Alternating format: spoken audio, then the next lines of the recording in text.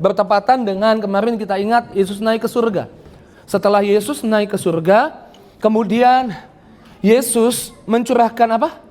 Roh Kudusnya. Dan salah satu karunia Roh Kudus adalah bernubuat. Amin. Yuk kita lihat Kisah 1 ayatnya yang ke-8. Alkitab bilang apa di sana? Rekan saya Pak Berry akan bacakan buat kita Kisah Rasul 1 ayat ke-8. Silakan Pak Berry. Kisah para Rasul 1 ayat yang ke-8. Tetapi kamu akan menerima kuasa kalau Roh Kudus turun ke atas kamu, dan kamu akan menjadi saksiku di Yerusalem dan di seluruh Yudea dan Samaria dan sampai ke ujung bumi. Kamu akan terima kuasa kalau Roh Kudus turun ke atasmu. Kabar baiknya engkau yang percaya Yesus sekarang bukan hanya turun, Roh Kudus ada di dalammu. Amin. Pegang dadamu, bilang, dalam saya ada Roh Kudus. Bilang, saya punya Roh Kudus. Bilang, jadi saya punya kuasa. Kita harus tahu ini. Kisah Rasul 2 ayat 17-nya bilang apa di sana? Kisah para Rasul 2 ayat yang ke-17. Demikianlah firman Allah, bahwa aku akan mencurahkan rohku ke atas semua manusia, maka anak-anakmu laki-laki dan perempuan akan bernubuat, dan teruna-terunamu akan mendapat penglihatan-penglihatan, dan orang-orangmu yang tua akan mendapat mimpi. Dari kata maka anak-anakmu, yuk sama-sama 2, 3, maka anak-anakmu laki-laki dan perempuan akan bernubuat. Kita akan belajar bagaimana kita berkata-kata, bagaimana kita menggunakan perkataan kita untuk bernubuat. Kita ingat Elia berkata kepada hujan supaya tidak turun, dan hujan tidak turun. Nanti turun sampai aku ngomong lagi. Elia berkata kepada hujan. Yosua berkata kepada bulan dan matahari untuk berhenti di lembah Ayalon, dan kemudian bulan dan matahari berhenti. Bayangkan antariksa perputarannya berhenti karena ada satu orang yang menggunakan kuasa di mulutnya untuk bernubuat. Amin. Mendiang Bapak Gembala di acara Natal Tiberias, waktu itu sudah mulai turun hujan, kemudian Bapak Gembala turun dan mengajak jemaat untuk sama-sama doa dan berkata kepada hujan untuk pergi, dan hujan pergi. Teman saya ada yang keluar sebentar, katanya di luar sih masih hujan, tapi di dalam nggak hujan. Amin. Ada kuasa di mulut kita. Kita perlu tahu kuasa apa yang Tuhan taruh di hidup kita. Yesus berkata, kalau kamu tidak bimbang, kalau kamu percaya, kamu dapat berkata kepada gunung ini untuk tercampak ke dalam laut, dan gunung itu akan taat kepadamu. Kita hari ini mau belajar menggunakan kuasa yang Tuhan kasih di mulut kita untuk bernubuat. Nanti kita belajar, kok bisa kita bernubuat, nanti kita belajar. Saya ingat waktu Victoria masih kecil, ya mungkin belum masuk TK, kami jalan-jalan ke Istana Bogor karena ingin lihat rusa. Tapi entah mengapa hari itu waktu kita di pinggir pagar istana, rusanya jauh di dalam. Istri saya bilang, kok bisa ya rusanya jauh? Lalu saya teriak, rusa, kemari. Mungkin orang, lo ada yang amin. Namanya rusa. Mungkin ada orang memperhatikan, ini orang ngapain teriak-teriak sama rusa. Tapi saya tunggu sebentar, tidak lama, rusa itu berdatangan. Hari ini masuk Juni, kita akan mungkin disajikan dengan banyak kabar buruk. Dunia sedang kacau, banyak yang di PHK, banyak masalah terjadi di depan mata kita. Tapi Tuhan mau kita menggunakan kata-kata kita. Amin. Saya mencatat bahwa kita perlu sadar, sama-sama bilang, saya perlu sadar. Katakan, saya punya kuasa untuk bernubuat. Kita akan belajar ini. Karena semua emosi negatif, jadi korban karena keadaan, jadi korban karena masalah, jadi korban karena omongan jelek orang, jadi korban karena fitnahan orang. Mentalitas korban berasal dari perasaan tidak berdaya. Tapi sebagai hamba Tuhan saya mau bilang, di dalammu ada Roh Kudus. Dan kalau kamu terima Roh Kudus, kamu bukan tidak berdaya, kamu punya kuasa. Amin. Perasaan-perasaan yang mengasihani diri. Kasihan saya sial banget dari banyak orang, cuman saya kayaknya Pak Pendeta yang gak beruntung rumah tangganya, yang gak beruntung apa yang sedang saya hadapi. Mengasihani diri itu hasil dari perasaan yang berkata dia merasa tidak berdaya. Tapi saya mau ingatkan, Yesus sudah naik. Roh Kudus sudah tercurah. Dan Roh Kudus diam di dalammu. Kalau Roh Kudus diam di dalammu, kamu bukan tidak berdaya, kamu punya kuasa. Kita tepuk tangan dulu yang dahsyat, yang luar biasa. Kalau pagi hari kita dengar berita ada kabar buruk. Katanya nanti ada virus, katanya nanti ekonomi sulit, katanya nanti sesuatu yang buruk bisa saja terjadi.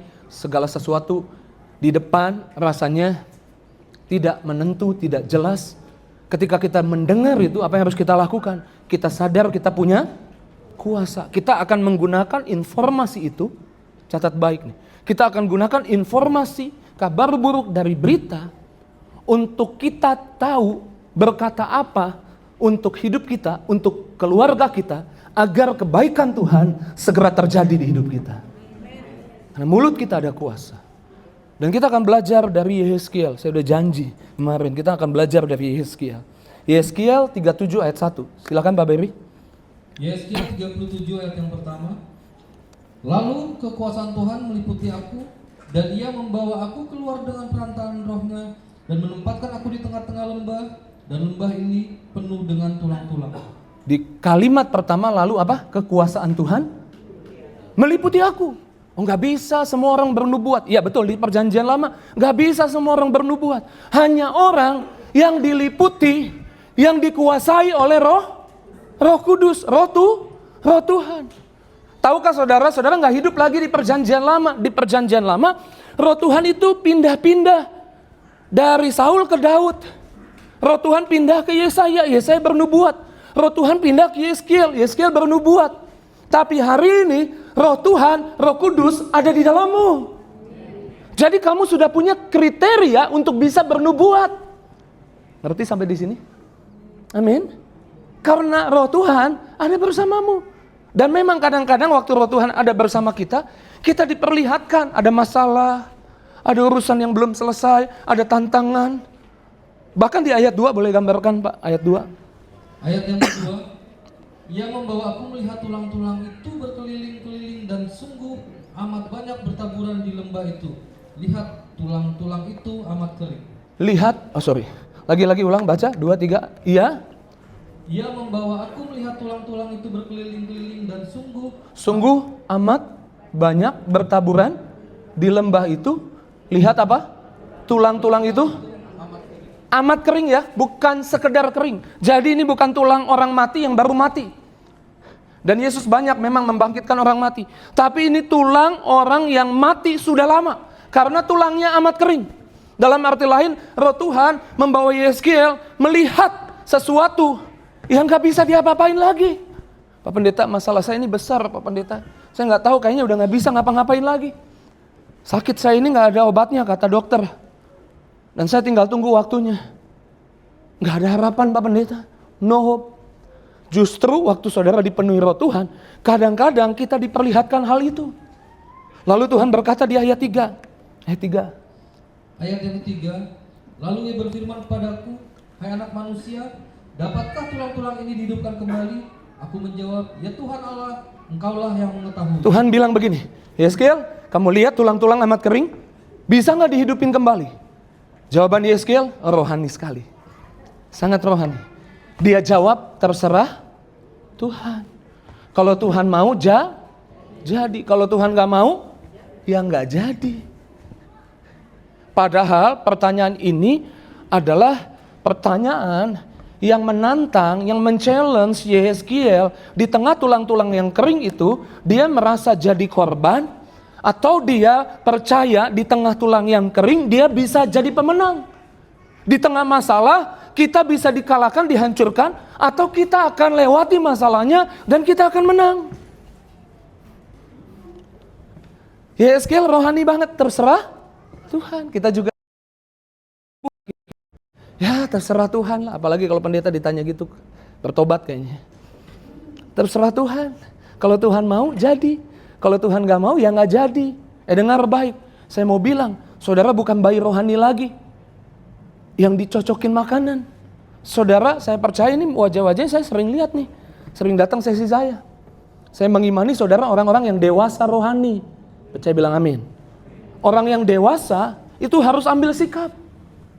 Karena waktu Yehezkiel bilang terserah Tuhan, Tuhan bilang bukan terserah aku.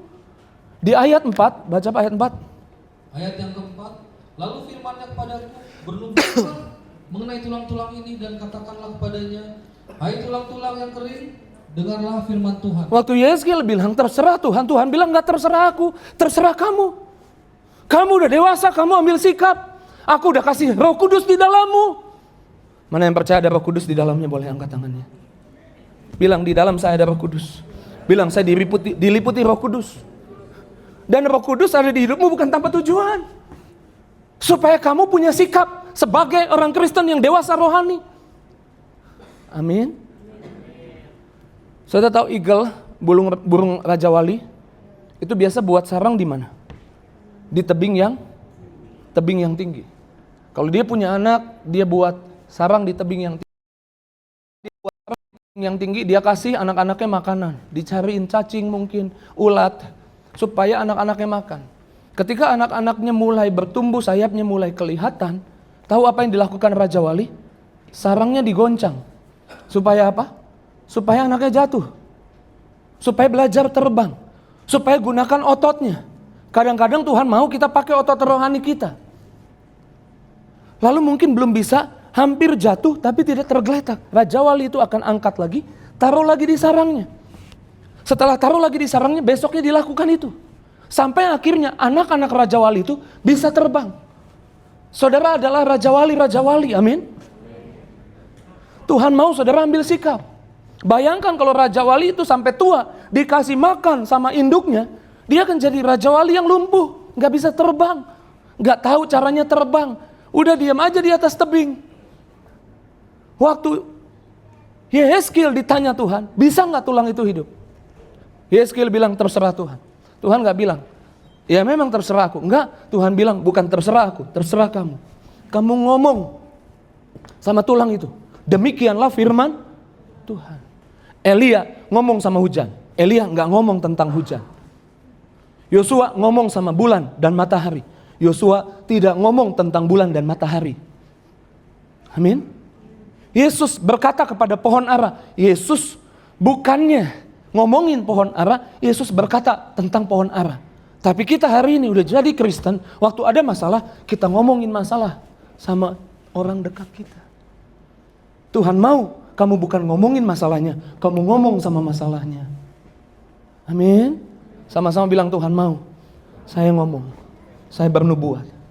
Demikianlah tulang-tulang kering itu dengarkanlah firman Tuhan. Amin. Dan kemudian kalau kita perhatikan, Tuhan mau berkata bahwa sudah terlalu lama tulang-tulang kering itu yang ngomong sama kamu. Ini waktunya kamu yang ngomong sama tulang kering. Sudah terlalu lama masalah rumah tanggamu mendikte kamu dan menakut-nakutimu. Ini waktunya kamu ngomong sama masalah rumah tanggamu. Satu orang bertobat, seisi rumah diselamatkan. Suamiku Pak Pendeta gak bisa bertobat. Jangan ngomongin masalahnya, ngomong sama masalah. Iya, saya tahu suami saya belum bertobat. Saya tahu suami saya masih jahat. Tapi saya percaya satu orang bertobat. Saya memilih bertobat, seisi rumah diselamatkan. Suami saya pasti tobat, anak-anak saya pasti tobat. Jangan ngomong tentang masalah, ngomong sama masalah. Yuk tepuk tangan dulu yang dahsyat, yang luar biasa. Sudah terlalu lama masalah, tantangan mendikte. Ini waktunya kamu bernu. Jennifer di dalam kandungan, ketika udah masuk usia 9 bulan, kami cek di Melania situ, Melania. Saya lupa dokternya perempuan, dicek, kemudian dokternya bilang gini ketika dicek. Kayaknya harus segera pesan kamar, karena di sini cepat penuh. Memang kenapa? Ini kayaknya nggak bisa lahir normal. Walaupun mungkin kakaknya normal, tapi anak ini beda. Lalu saya bilang, enggak lah, kita percaya bisa lahir normal. Saya enggak anti sesar ya. Disclaimer dulu nih, saya enggak anti sesar. Tapi saya mau memberi contoh bagaimana kita bisa ngomong sama masalah, bukan ngomong tentang masalah. Sama-sama bilang, saya harus ngomong kepada masalah saya, bukan ngomong tentang masalah saya. Amin. Kita harus ngomong kepada musim flu dan musim batuk. Karena hari-hari ini katanya banyak orang flu batuk. Kita jangan ngomongin lagi musim flu, lagi musim batuk. Tapi kita bertobat, kita ngomong sama musim flu, musim batuk, tidak boleh ada di rumah saya, tidak boleh ada di keluarga saya. Walau 1000 rebah sisi kiri, 10.000 sisi kanan, keluarga saya nggak akan flu batuk. Amin. Tuhan mau kita belajar ngomong. Dan kemudian dokternya bilang begini, nih lihat nih, dikasih tunjuk di layarnya, sungsang. Saya gampang aja bilang, ya sebelum lahiran pasti balik, karena anak pertama kan punya pengalaman begitu. Dokternya bilang, Pak ini udah 9 bulan gak mungkin balik Pak. Ya pasti balik lah. Singkat cerita, pulang. Kemudian di rumah setiap malam kami perjamuan, pakai minyak. Dan saya ngomong tentang janin di kandungan istri saya. Saya ngomong kepada janin itu, kepada bayi itu. Saya bukan ngomong tentang bayi itu yang sungsang. Saya bilang gini, Dek, dengerin Dedi, kamu posisinya salah, puter balik.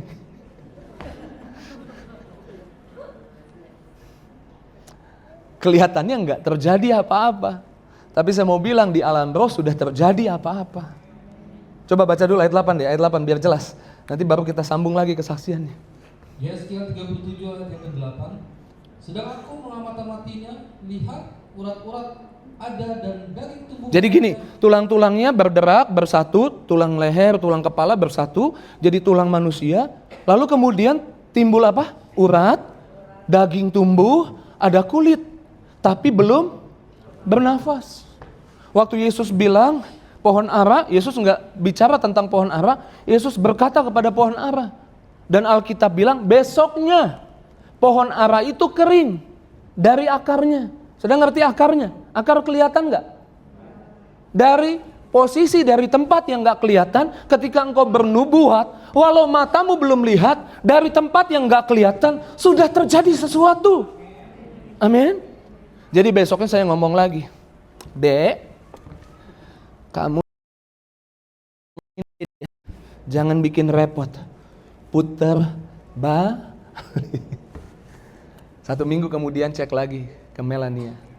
Dokternya ganti. Sekarang dokter yang baru, karena dokter yang periksa periksa istri saya itu dia sakit hari itu, nggak bisa hadir. Jadi kemudian dia bilang, dia lihat datanya, Bu, udah pesan kamar belum?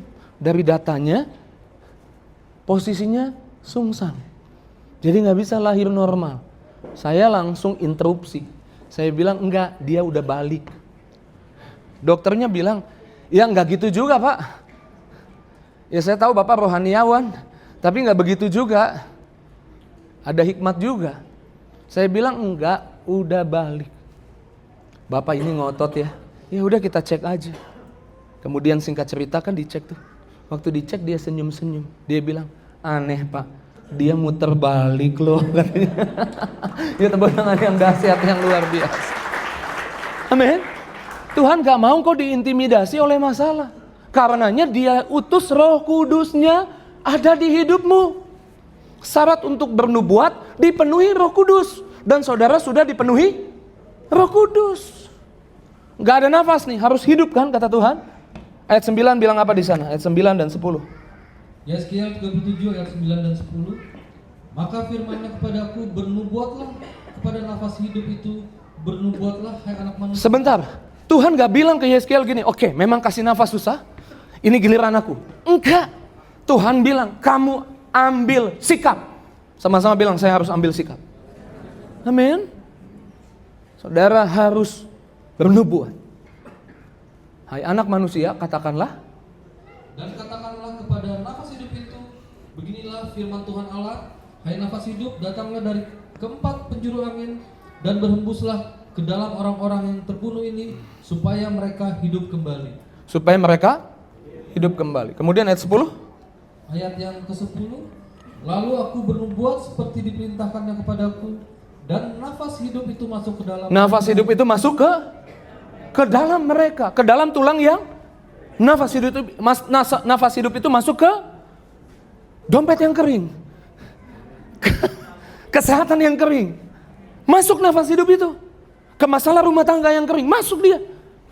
Keurusan bisnis yang kering, pertemanan yang kering, dia masuk ke situ ketika engkau bernubuat. Lanjut. Sehingga mereka hidup kembali. Mereka menjejakkan kakinya, suatu tentara yang sangat besar. Suatu tentara yang sangat besar. Bernubuat sama masalahmu yang akan menyerangmu. Tapi kalau saudara bernubuat, memerintahkan masalahmu, berkata kepada masalahmu, bukan berkata tentang masalahmu, masalah itu justru bisa dipakai Tuhan untuk ada di pihakmu, mendatangkan kebaikan buat hidupmu. Dan kau lihat hidupmu tidak terkalahkan, tidak terhentikan. Engkau tidak dikalahkan yang jahat. Yuk tepuk tangan yang dahsyat, yang luar biasa. Sama-sama bilang, saya harus ngomong. Bukan tentang masalah, kepada masalah. Oke, syarat bernubuat di perjanjian lama, nggak bisa ngomong semau-maunya. Kalau saudara baca, lalu aku, yuk sama-sama kita baca, lalu aku bernubuat seperti yang diperintahkannya kepadaku. Jadi saudara memang dipenuhi roh Tuhan, tapi saudara butuh satu lagi. Harus ada perintah Tuhan untuk ngomong itu. Gimana caranya Pak? Saya tunggu Pak, Tuhan ngomong. Saya doa tungguin Tuhan ngomong. Enggak. Saya mau bilang, sekarang firman Tuhan ada di tanganmu. Ada di Alkitab. Amin. Alkitab itu diilhamkan oleh Tuhan, diinspirasi oleh Roh Tuhan. Amin. Sekarang saudara punya perintah Tuhan? Loh, kok diem?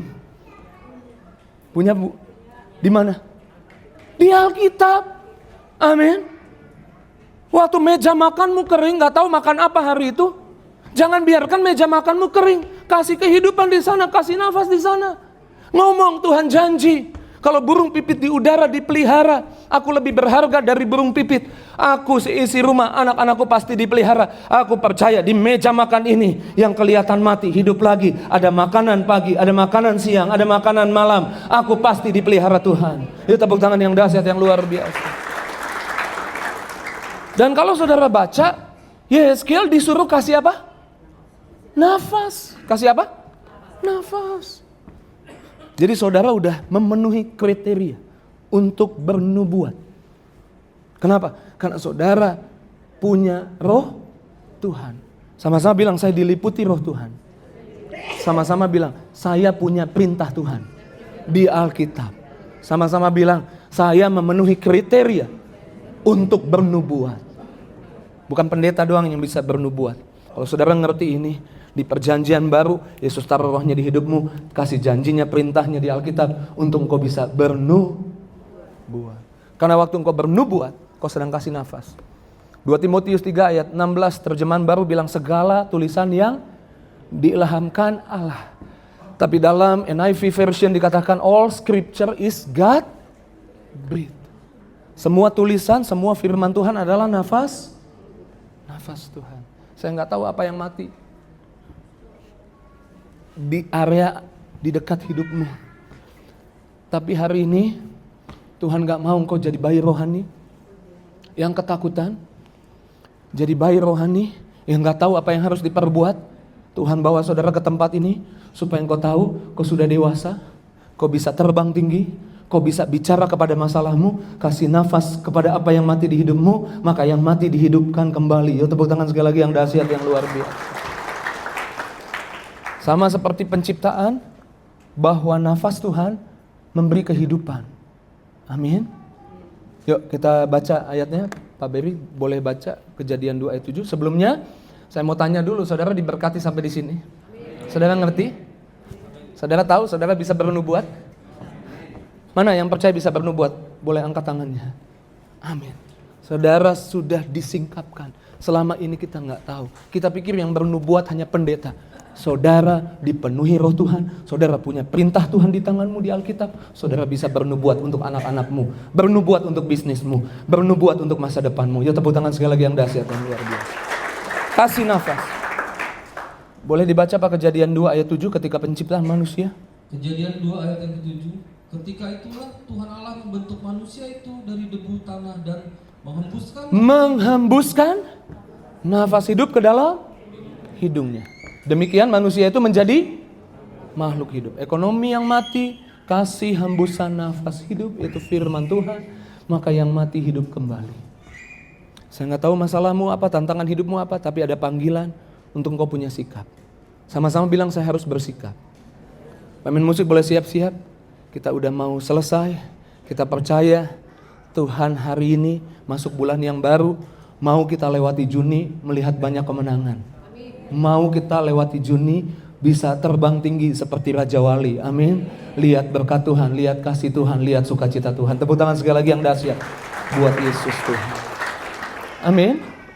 Bernubuat bukan memperkatakan apa yang kita mau, tapi memberi nafas kehidupan kepada apa yang mati. Sekali lagi, saya nggak tahu apa yang mati. Semangatmu mati mungkin.